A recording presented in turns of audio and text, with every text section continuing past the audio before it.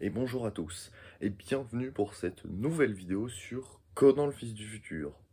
Nouvelle vidéo et dernière vidéo, vu qu'aujourd'hui on va donc terminer avec les épisodes 24, 25, 26. Et à la fin, un petit mot sur les films d'animation qu'il y a eu, même si on va pas en dire grand chose, hein, vous allez voir. Donc tout de suite, on va commencer par l'épisode 24, qui se nomme Le Titan. Diffusé pour la première fois le 17 octobre 1978, l'épisode 24 commence par un plan sur Industria qui commence réellement à s'écrouler. L'urgence est de mise et on essaie de trouver le moyen le meilleur moyen en fait de quitter et de faire quitter tous les anciens habitants d'Industria pour partir loin d'ici, vers Edenia, pour le moment. Et donc, ça, c'est un problème. On pense que tout est sous contrôle, etc. Que, il n'y a plus de méchants, Lepka est hors jeu. Sauf que, en fait, non, Lepka est bien là. Et Lepka va de nouveau prendre le contrôle de la salle de contrôle avec les vieux sages pour pouvoir dévier une partie de l'énergie solaire pour activer ce qu'ils appellent le Titan. Le Titan qui est rien d'autre qu'une immense machine volante ressemblant beaucoup à ce que Hayao Miyazaki va dessiner par la suite, notamment dans Nausicaa le Va-du-Vent, une fois de plus. Vous voyez que vraiment Nausicaa le Va-du-Vent, comme je le dirais quand on parlera de cette œuvre, c'est vraiment une œuvre centrale dans le travail de Miyazaki, peut-être plus que ce qu'on ne le croit. Mais bon, bref. Enfin, c'est une machine qui ressemble beaucoup, une machine volante, donc gigantesque, d'où son nom, je pense, le Titan. Bon, encore une fois, on voit la grosse détermination de l'immense taré de Lepka, qui n'hésite pas à, pour faire asseoir son autorité, d'exécuter ses propres hommes. Il n'hésite pas du tout à le faire, il va d'ailleurs en abattre un qui se dit mais ça ne sert à rien ce qu'on fait, machin. Il va se faire tuer par Lepka purement et simplement. Comme ça, les autres hommes ils discutent pas trop, tu vois. Je sais pas combien ils sont en tout, mais il devrait être une bonne vingtaine. Ouais, difficile à dire. Mais c'est ce qui reste en fait des soldats d'Industria après la rébellion des habitants des souterrains. Donc les habitants des souterrains, Conan, Jimsi, Lana, tout ça, Monstri avec Dice, etc. pensaient avoir gagné, mais en fait, Lepka est toujours là pour faire chier.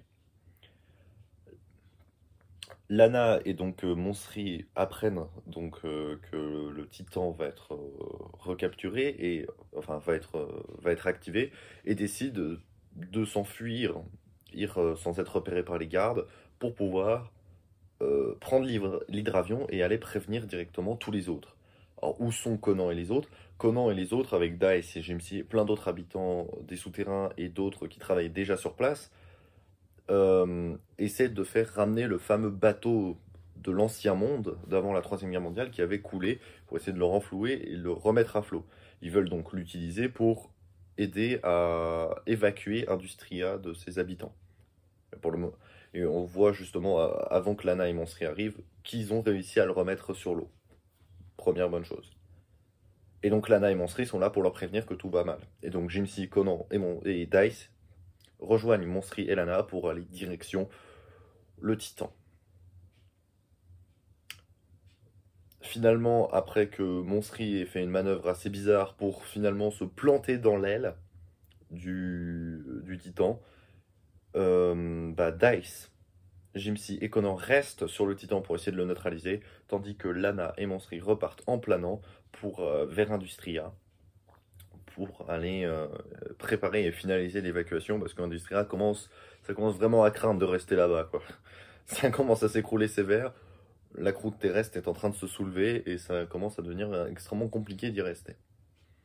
Pendant leur aventure, finalement, Conan, après s'être fait repérer par les gardes, Conan, Dice et Jimsi se retrouvent dans un canon pour fuir le gaz que les hommes de Lepka leur avaient lancé.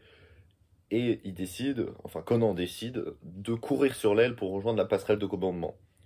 Dice et Jimsi ne lui disent pas de pas y aller à cause du vent, c'est trop dangereux, mais Conan y va quand même, et l'épisode 24 s'arrête comme ça.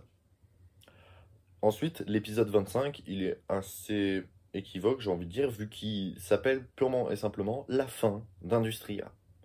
Diffusé pour la première fois le 24 octobre 1978, cet épisode marque réellement la fin de tout antagoniste de l'histoire. On commence directement avec Lana et Monstri qui sont donc arrivés finalement à Industria, et qui préviennent tous les autres, et que c'est à ce moment-là qu'une énorme secousse parvient, pendant la nuit, et qu'on a une ouverture du sol qui permet de voir une certaine lumière pendant la nuit, qui n'est d'autre en fait que de la lave en fusion qui est en train de gentiment de remonter à la surface. Le manteau est en train de remonter, la croûte terrestre est en train de complètement céder, et Industria va être englouti dans très peu de temps. C'est à ce moment-là qu'on décide de précipiter le départ, vu que le bateau, entre-temps, est arrivé, et que le bateau va faire partir tout le monde. Tout le monde, sauf les vieux sages d'Industria qui restent là, et qui donc décident simplement de mourir, parce qu'il n'y avait pas d'autre choix. Enfin, évidemment, qu'ils ne pouvaient pas survivre à ça. Mais là, j'ai fait directement un bond à la fin de l'épisode 25, parce que entre-temps, ça va être le merdier sur le Titan, parce que Conan, Gypsy et Dai, ça fout le bordel avec les canons, ça tire sur les ailes, ils forcent en fait Lepka à se tirer sur le vaisseau, enfin le Titan lui-même. Ils détachent des pièces, ils détachent des réacteurs, ils sabotent tous les câbles, ça fait détacher donc un réacteur de la part de Lepka, jusqu'à ce qu'ils désactivent carrément une partie de la queue de l'avion. On se demande comment le Titan peut voler sans queue. Normalement, un avion sans queue, ça vole pas, hein. Vous pouvez essayer sur un vrai avion, j'annonce la mort immédiate. Enfin voilà, bon, c'est une technologie qu'on n'a pas, donc peut-être que ça vole très bien. Mais bref, enfin, pour faire simple, Conan, Gypsy et Dice foutent le merdier sur le Titan, et en fait, le Titan se fait détruire en fait littéralement par lui-même. En même temps, avec leur petit hydravion, ils n'auraient pas pu faire grand-chose, il fallait le détruire de l'intérieur. C'était assez logique en fait.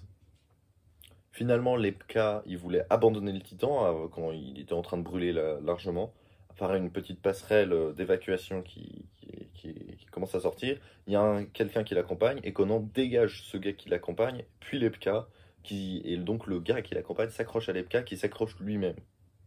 Conan aurait pu le laisser tomber, mais vu que Conan est gentil, il essaie d'empêcher Lepka de tomber. Mais finalement, il ne peut pas, parce que tous les autres gardes décident de se monter dessus pour monter sur le plan d'évacuation. Tout le monde s'écroule, et le seul qui est monté dans le plan d'évacuation, c'est finalement Conan. Et du coup, le vaisseau, le Titan, finit par s'écraser au fond de la mer et exploser dans les fonds marins, avec Lepka de manière sûre qui était à bord. Donc là, on peut d'ores et déjà dire que Lepka et tous ses hommes sont décédés à ce moment-là, et j'ai envie de dire que Lepka soit mort, c'est pas une grande perte. Mais tu vois, Conan, il est trop gentil, il essaye de sauver la vie du pire connard de l'histoire, tu vois. Enfin, moi, j'aurais été à sa place, je m'aurais dit, allez, ciao. Enfin, voilà, en même temps, Lepka, est-ce qu'il mérite vraiment de vivre après tout ce qu'il a fait? Mais voilà, c'est pour ça que Conan, il ressemble beaucoup au protagoniste habituel, c'est le gentil parce qu'il est gentil, tu vois. Et Lepka, c'est le méchant parce qu'il est méchant. Miyazaki va beaucoup évoluer là-dedans, d'ailleurs. Vous l'avez certainement remarqué dans la plupart de ses films pour le studio Ghibli à l'avenir. Et donc, la fin de l'épisode 25, c'est tout ce que j'avais dit avant, donc les vieux sages qui restent, tandis que tous les autres habitants des souterrains avec Monsri, le docteur Ao qui est toujours pas mort d'ailleurs, et puis Lana évidemment, qui partent eux direction Edenia. Et voilà. Et donc l'épisode 25 se termine sur un plan où Industria est complètement détruit et démoli jusqu'à la fin, englouti par la terre, englouti par la mer, par les éléments, et Industria est définitivement rayé de toute carte. C'est terminé pour Industria, et c'est là où va s'arrêter l'épisode 25. Comme l'épisode 25, l'épisode 26 est assez explicite sur son titre, vu qu'il s'appelle Le Dénouement. Épisode 26, qui est diffusé pour la première fois le 31 octobre 1978 au Japon. Alors, ce qui est assez particulier et ce qui m'a un petit peu déçu, je vous avoue, sur cet épisode 26, c'est que c'est qu'un épisode de conclusion. Mis à part un côté un peu dramatique qu'on va traiter tout de suite, il n'y a plus d'antagoniste. Ah, j'attendais en mode la fin de l'Epka, tu vois, la fin de l'animé, tu vois. Mais non, l'Epka, la fin de l'Epka, c'est même pas la dernière séquence de l'épisode 25, comme je l'ai dit, la dernière séquence de l'épisode 25, c'est la fin d'Industria, l'Epka est déjà mort à ce moment-là. Donc il n'y a plus rien, il n'y a plus de complications a priori pour le dernier épisode 26. Mais il y a quand même un élément qui va rentrer en ligne de compte, c'est déjà au début de l'épisode 26, le bateau de sauvetage tombe sur Jimsy et Dice, qui étaient donc sur l'aile, enfin pas l'aile, pardon, la queue de l'avion qui a été détachée. Et du coup, ils ont été secourus grâce à ça, et puis ils racontent l'histoire, etc., en mangeant, voilà, Dice et Jimsy, on les connaît, etc. Lana cache sa tristesse vu que le docteur Rao est de plus en plus faible et que Conan n'a toujours pas été retrouvé. Dans une de ses dernières paroles, le docteur Rao va dire à sa petite fille d'essayer de s'envoler pour essayer de trouver Conan. Lana ne comprend pas tout de suite, mais en fait, il parlait d'utiliser ses pouvoirs télékinésiques à travers les fameuses petites mouettes qu'on n'avait pas vues depuis longtemps pour aller revoir Conan de loin. Lana repère Conan et arrive à donner une direction ultra précise à Dice. Dice prend la barre et on fonce direction Conan. Et Conan est effectivement retrouvé sur un espèce de petit bidon, je sais pas trop ce que c'est, mais Conan est sauvé et Conan va bien, tout le monde va bien. Et dans l'ultime séquence de la première partie de l'épisode 26, le docteur Rao remercie Conan pour tout ce qu'il a fait et dit à tout le monde je veux un monde meilleur, essayez de le bâtir, et finit par s'éteindre. Et devant quasiment en fait tous les protagonistes de l'histoire qui sont à bord de ce bateau, il y a Mansri, il y a Conan, il y a Lana, il y a Jimsy, il y a Dice, et puis il y a même tous les autres membres de l'équipage, excepté les habitants d'Edenia, il y a tout le monde. Et donc, la deuxième partie de l'épisode 26 commence par le largage du cercueil de Dr. Rao dans la mer, avec un beau discours de Dice en vrai, qui des fois dit et fait de la merde, mais là pour le coup c'était plutôt stylé ce qu'il a dit, en mode capitaine, le capitaine qui dit adieu à une personne très importante, et le Dr. Rao restera comme une légende en fait pour ces gens-là, avec ces plans-là et ce bateau qui fait ces petits tons. Magnifique séquence, et c'est le moment fort en fait de cette fin de l'animé. Beaucoup plus tard, ensuite l'animé fait une grosse ellipse pour nous retrouver beaucoup plus de mois plus tard, on ne sait pas trop quand exactement, avec tous nos protagonistes qui sont maintenant à Edenia, et avec le capitaine Dice qui va se marier avec Monsri, comme si on ne l'avait pas vu venir. Hein. Voilà, c'était un peu prévisible. L'épisode 26 va donc continuer comme ça, dans un endroit ultra positif, on est très heureux, etc. Et le Barracuda, qui a été réparé entre-temps, peut reprendre enfin la mer. Beaucoup de gens y vont, des habitants d'Edenia, aussi Dice, Jimsy, Conan, Monsri et Lana, donc tous les protagonistes principaux, sauf les habitants habituels d'Edenia.